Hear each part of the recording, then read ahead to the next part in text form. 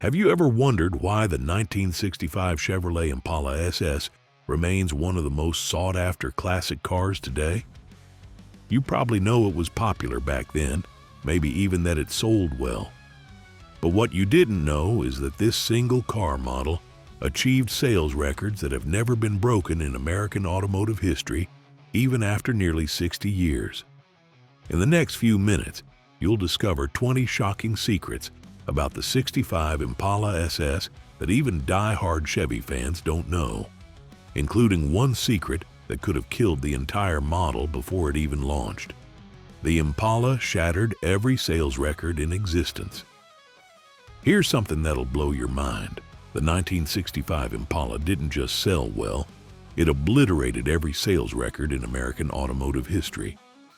Chevrolet moved over 1 million Impalas in a single model year, a feat that remains unmatched by any American nameplate to this day.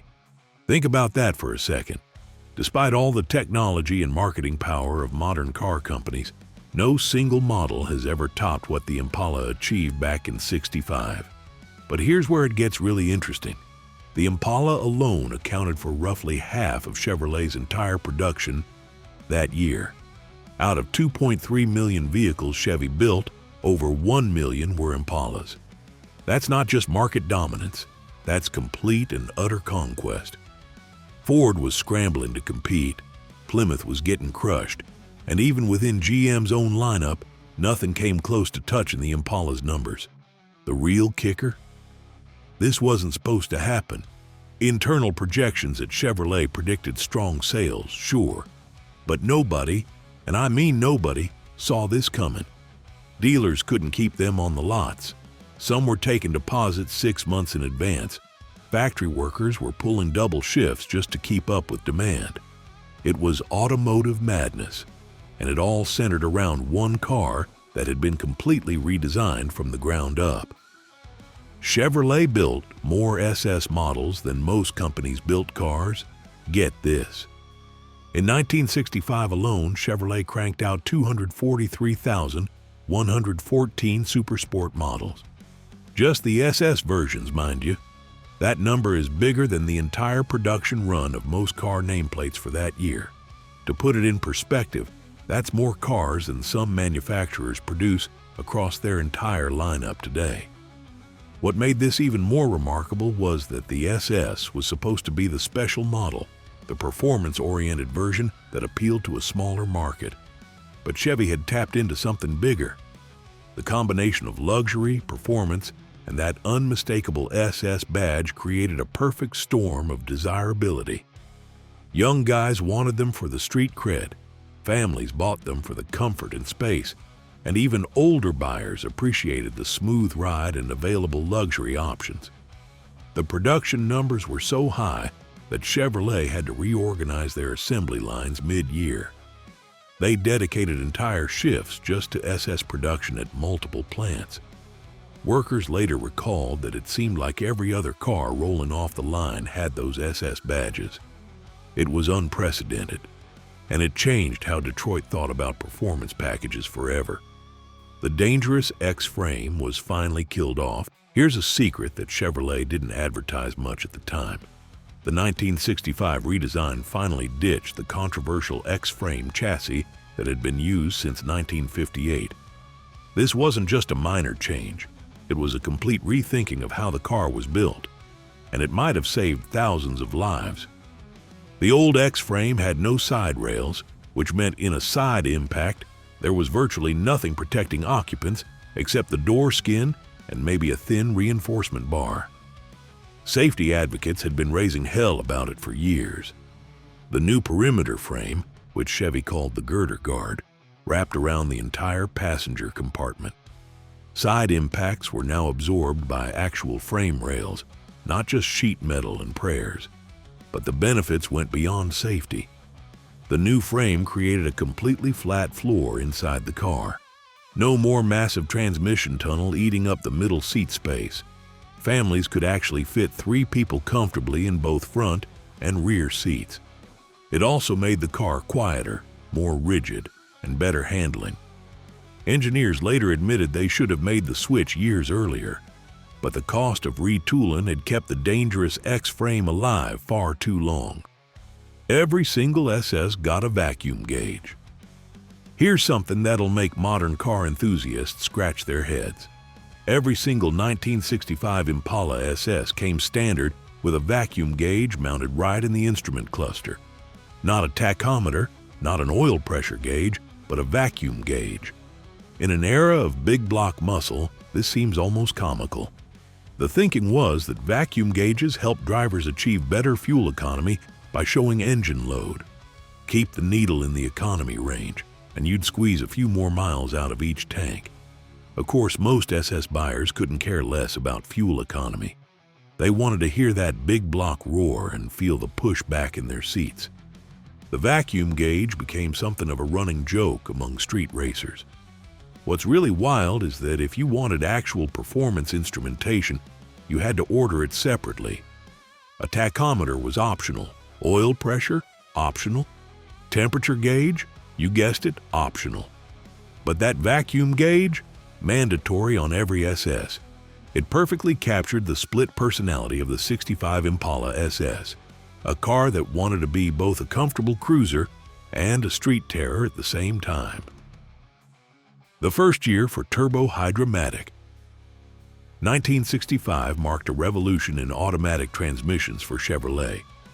This was the first year the legendary turbo-hydromatic appeared in full-size Chevy cars, and it changed everything. The 3-speed automatic was smoother, stronger, and more efficient than anything Chevrolet had offered before. Big block SS buyers especially loved the new transmission. It could handle the massive torque without breaking a sweat, something the old Power Glide 2-speed struggled with. The turbo-hydromatic, often called the TH400, became the go-to choice for anyone ordering a 396 or larger engine. It shifted firmly, held up to abuse, and made the big Impala feel surprisingly quick off the line. The introduction wasn't without hiccups, though. Early production units had some teething problems, and more than a few warranty claims were filed. But Chevrolet quickly sorted the issues, and the turbo-hydromatic went on to become one of the most successful automatic transmissions ever built. Many are still running strong today, a testament to the bulletproof design that debuted in the '65 Impala. If you thought that was impressive, wait until you see what's coming up. We've got the story of how the legendary 409 engine died mid-year, why you could order an SS with a 6-cylinder engine, and the mid-year surprise that nobody saw coming. So let's continue. The legendary 409 died mid-year. Talk about going out with a whimper. The famous 409 V8, immortalized in song and street racing legend, quietly disappeared early in the 1965 model year. Only about 2,828 Impalas and SS models received the 409 before Chevrolet pulled the plug. If you've got one of these cars today, you're sitting on gold. The 409's death wasn't due to lack of performance. This engine was still a beast, capable of propelling the big Impala to quarter-mile times that embarrassed many smaller muscle cars. The problem was technology.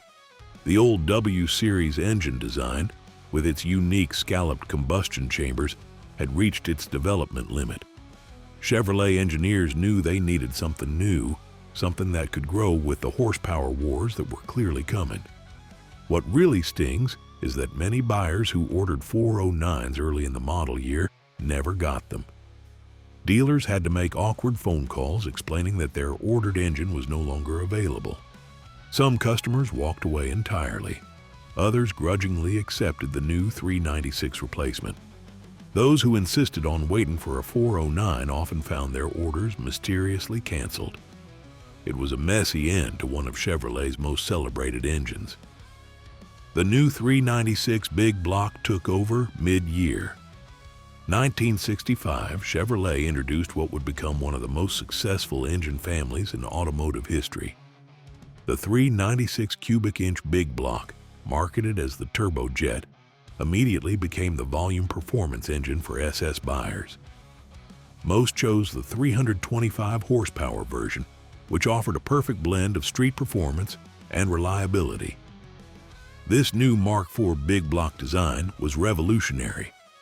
Unlike the old 409 with its weird combustion chambers, the 396 used conventional wedge chambers that were easier to manufacture and modify. The canted valve design improved breathing dramatically. Heavy-duty bottom ends could handle ridiculous amounts of power. Hot rodders quickly discovered this engine's potential, and it became the foundation for countless drag racing victories. The 396 transformed the Impala SS driving experience. Where the 409 had been somewhat agricultural in its power delivery, all low-end grunt and mechanical noise, the 396 was smooth and refined until you stomped on it. Then it turned into an absolute monster. The combination of the new engine and turbo-hydromatic transmission made the big Impala surprisingly quick, easily running with smaller muscle cars and stoplight drags. You could buy an SS with a 6-cylinder. Now here's something that'll make purists cringe. Yes, you really could order a 1965 Impala SS with an inline 6-cylinder engine and 3-on-the-tree manual transmission. These cars are rarer than hen's teeth today, but they were real, and they serve as a reminder that the SS started as an appearance package, not a performance mandate. Why would anyone do this? Economics, plain and simple. The SS package added bucket seats, console, special trim, and that all-important SS badge, but it only cost about $160. Add a big block engine, and you're looking at another $400 or more. For buyers who wanted the SS style but couldn't afford or didn't need the performance, the 6-cylinder option made sense. These oddball 6-cylinder SS cars have become something of a phenomenon among collectors. They're conversation starters at car shows, often drawing bigger crowds than pristine big block versions. Some owners have kept them original as historical curiosities. Others have swapped in period-correct V8s, creating what Chevrolet should have built in the first place. Either way, they represent a fascinating footnote in SS history. Caprice arrived as a secret mid-year surprise. On February 15, 1965, Chevrolet quietly introduced what would become one of its most important nameplates. The Caprice started life as RPO Z18, a luxury option package for the Impala 4-door hardtop. Nobody outside Chevrolet's inner circle saw it coming, and it would reshape the full-size Chevy lineup forever. The Caprice package transformed the already nice Impala into something approaching Cadillac levels of luxury. Special trim inside and out, upgraded seats with exclusive patterns, extra sound deadening, and a formal roofline with a vinyl top made it clear this was something special. The price? About $200 over a comparable Impala, which seemed like a bargain for all the extra content. What Chevrolet discovered was a gold mine. Buyers loved the idea of Cadillac luxury at a Chevrolet price. The take rate exceeded all projections, and by 1966, Caprice had become its own model line. It's wild to think that what started as a mid-year experiment would go on to become one of Chevrolet's longest-running nameplates, but that's exactly what happened. The Caprice proved there was room at the top of the Chevrolet lineup for something truly special. Curved side glass made them look like spaceships. The 1965 Impala introduced something that seems ordinary today, but was mind-blowing at the time: curved, frameless side glass on hardtop models. This wasn't just a styling gimmick. It was a manufacturing tour de force that made these cars look like they'd rolled straight out of a science fiction movie. Creating curved glass that would seal properly without frames required entirely new technology. The glass had to be precisely shaped, the door openings had to be perfect, and the weather stripping had to work in ways nobody had figured out before. Early production cars sometimes had wind noise issues as engineers fine-tuned the design. But when it worked, and it usually did, the effect was stunning. Can you guess what's coming next? I bet you won't see this one coming. We're about to reveal why the SS was so subtle on the outside. a unique roofline that defined an era, and a production milestone that happened right in the middle of Impala's record-breaking year. The visual impact can't be overstated. Park a '65 Impala hardtop next to almost any other car from that era, and it looked like it came from another planet. The pillarless design combined with that curved glass created an airy, open feeling that made competitors' cars look old-fashioned overnight. It was exactly the kind of forward-thinking design that helped drive those million-plus sales. SS badges were surprisingly subtle. Unlike later muscle cars that screamed their performance credentials with huge graphics and wild colors, the 1965 Impala SS took a remarkably restrained approach. The exterior differences were so subtle that you had to know what to look for. No rocker panel trim, small super sport scripts on the rear quarters, SS wheel covers, and a blacked-out rear cove. That was it. This subtlety was intentional. Chevrolet wanted the SS to appeal to a broader audience than just street racers and hot rodders. A businessman could drive one to the office without looking like he was headed to the drag strip. A mom could pick up the kids from school without raising eyebrows. It was performance with dignity, power with restraint. The approach worked brilliantly. The understated styling aged beautifully, and today these cars look classy rather than dated. Compare that to some of the wild graphics packages that came later in the muscle car era, and you'll appreciate Chevrolet's restraint. Sometimes less really is more, and the '65 SS proved it. Sport coupes got an exclusive roofline. The two-door sport coupe body style received its own unique semi-fastback roofline for 1965, and it was gorgeous. This wasn't just a regular coupe with a different name. The entire greenhouse was redesigned with a lower, sleeker profile that gave these cars a completely different character from their more upright siblings. The new roofline wasn't just about looks, though it certainly delivered in that department. The swept-back design actually improved aerodynamics, reducing wind noise and improving high-speed stability.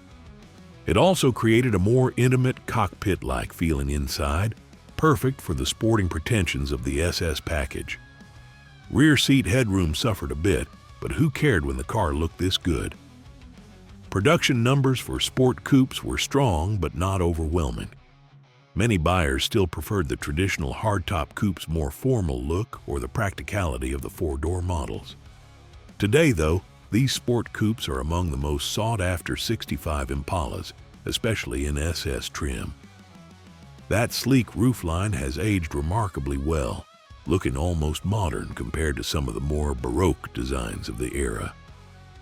Chevrolet hit a historic milestone. On June 1, 1965, right in the middle of the Impala's record-breaking sales year, Chevrolet produced its 56 millionth vehicle. Think about the timing of that. Here's Chevrolet, crushing sales records with the Impala, and they hit this incredible production milestone at the same time. It was like the stars aligned for the Bowtie brand. The milestone car was naturally an Impala, specifically a Caprice sport sedan that rolled off the line at the Janesville, Wisconsin plant. Chevrolet made a big deal of it, with executives, plant workers, and media all gathering for the celebration. Photos from that day show beaming faces all around, and why not? Chevrolet was on top of the world. What makes this milestone even more impressive is the context. It took Chevrolet 53 years to build those 56 million vehicles. Today, that seems almost quaint when manufacturers talk about producing millions of vehicles annually. But in 1965, it was a staggering achievement that cemented Chevrolet's position as America's favorite car brand. Inside the SS was all about the experience step inside a '65 Impala SS, and you immediately understood what made it special. This wasn't just about badges and trim. Bucket seats, a full-length console, special door panels, and a passenger grab bar transformed the interior into something that felt genuinely sporty. That SS steering wheel with its simulated engine-turned insert looked like it belonged in a race car. The attention to detail was remarkable. The bucket seats weren't just regular seats with a split in the middle. They were properly contoured with better lateral support for spirited driving. The console wasn't just a storage box. It housed the optional 4-speed shifter perfectly and included a rally clock that actually kept decent time. Even the instrument panel got special treatment with that aforementioned vacuum gauge and SS badging. Have you ever sat in one of these cars? Let me know in the comments what struck you most about the interior. Was it those bucket seats, the console, or something else entirely? What really set the SS interior apart was how it made you feel. You didn't just drive an SS, you experienced it. Every surface you touched, every control you operated reminded you this was something special. It's a lesson modern manufacturers seem to have forgotten in their quest to make everything digital and homogeneous. Transmission choices revealed engine secrets. Here's a detail that most people miss. You could tell what engine an SS had just by looking at the transmission. Big block cars almost always got the new TH400 automatic, while small block versions typically retained the trusty 2-speed power glide. It wasn't a hard rule, but it was consistent enough that knowledgeable buyers could spot a ringer at 50 paces. The reasoning was simple physics. The power glide, despite having only 2 forward gears, was virtually indestructible behind a small block. It was simple, cheap to build, and had proven itself over millions of miles. But bolt it behind a big block making serious torque, and things got sketchy fast. The TH400, with its beefy internals and extra gear ratio, was much better suited to the grunt of the 396 and 427 engines. Manual transmission choices were equally telling. The base 3-speed was almost always paired with 6-cylinder and small block engines. Want a 4-speed? That usually meant you'd ponied up for at least a 327 small block, though big block 4 speeds were the holy grail for performance enthusiasts. These transmission patterns have helped countless restorers verify original drivetrains over the years. 65 was the first true SS model year. This is huge, and most people don't realize it. 1965 was the first year the Impala SS became its own distinct model with unique VIN coding. Before this, SS was just an option package you could add to a regular Impala. Starting in 65, when you bought an SS, the VIN reflected that it was built as an SS from day one. This change was more than just paperwork. It represented Chevrolet's recognition that the SS had evolved beyond a simple trim package. It deserved its own identity, its own production tracking, and its own place in the model hierarchy. The unique VIN codes, which included specific identifiers for SS models, made it much easier to verify authentic cars decades later. The decision also streamlined production. Instead of building regular Impalas and then adding SS components, the assembly line could be set up specifically for SS production. This improved quality control and reduced the chances of missing components or incorrect assembly. It was a smart move that helped Chevrolet manage those massive production numbers we talked about earlier. Triple taillights made a statement. Round taillights returned for 65 after a brief hiatus, but the SS treatment made them special. While regular Impalas got bright trim surrounding their triple round taillights, the SS received a blacked-out panel that made those 6 red circles pop like nothing else. It was instantly identifiable from a block away. The design was both retro and futuristic at the same time. The round lights harked back to earlier Impalas, creating a visual connection to Chevrolet's heritage. But the blacked-out trim and clean integration looked thoroughly modern. At night, those 6 glowing circles created one of the most distinctive light signatures on the road. This taillight design has become so iconic that it's often the first thing people notice about a 65 Impala SS. Reproduction parts suppliers sell more 65 taillight assemblies than almost any other component. It's a testament to how one simple design element can define an entire car's identity. 10 engines created endless possibilities. Chevrolet offered up to 10 different engines in the 1965 Impala, creating a dizzying array of performance options. From the economical 230 cubic inch six-cylinder all the way up to fire-breathing big blocks, there was literally something for everyone. This variety was unprecedented and would be impossible today. The range was staggering. You could start with that 236 making 140 horsepower, perfectly adequate for basic transportation. Step up to the 283 small block V8 for more pep. Want real performance? The 327 came in multiple flavors, from mild two-barrel versions to wild fuel-injected screamers. And that was before you got to the big blocks. This variety created some wild combinations. Imagine a luxury Caprice with the base six-cylinder, or an SS with the fuel-injected 327 that could embarrass big blocks in the right hands. Each engine had its own character, its own sound, its own loyal following. It's part of what makes the 65 Impala story so rich. Every car could be unique based on how it was ordered. Clean sides looked great, but had a flaw. The 1965 design featured remarkably clean body sides with minimal trim or character lines. It looked fantastic, giving the car a sleek, uncluttered appearance that has aged beautifully. But this clean-sided design had an unexpected downside that drove owners crazy. Without protective side moldings, door dings became a massive problem. Park in any crowded lot, and you were almost guaranteed to come back to new dents. The flat expanses of sheet metal showed every little imperfection. Owners complained loudly and often, forcing Chevrolet to add more protective trim for 1966. It's a perfect example of form versus function. The designers achieved their goal of creating a clean, modern shape, but they forgot about the realities of daily driving in crowded America. Today, finding a 65 Impala with pristine door skins is nearly impossible unless it's been restored. Those beautiful clean sides that looked so good in the showroom became parking lot casualties.